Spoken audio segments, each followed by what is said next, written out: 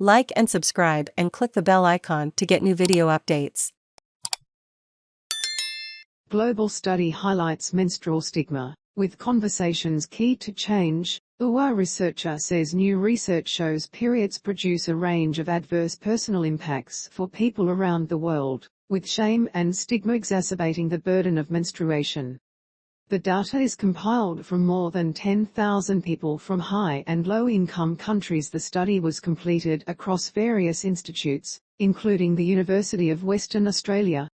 It compiled data from more than 10,000 people from high and low-income countries. UA lead researcher Dani Barrington said social stigma was a huge barrier to menstrual health across the board. This stigma, it is all-encompassing around the world, and it is having really negative impacts on people, even in countries where they can afford to buy menstrual products, Dr. Barrington said.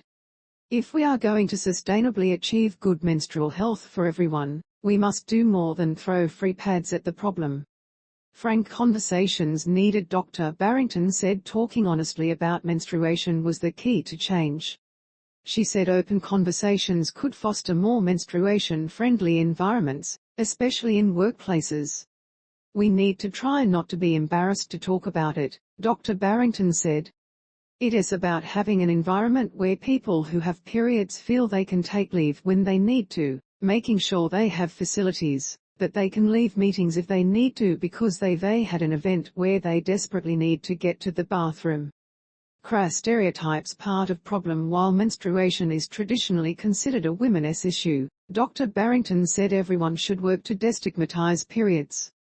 There is more formal education of boys these days, but there is still a lot more we need to be communicating to men, Dr. Barrington said. She said part of the problem was crass stereotypes and outdated jokes about periods. That is what a lot of people who don't have periods are exposed to, so having more education around the reality of menstruation is really useful, Dr. Barrington said. Dr. Barrington's research also highlights the role women have to play in supporting people who struggle with their periods.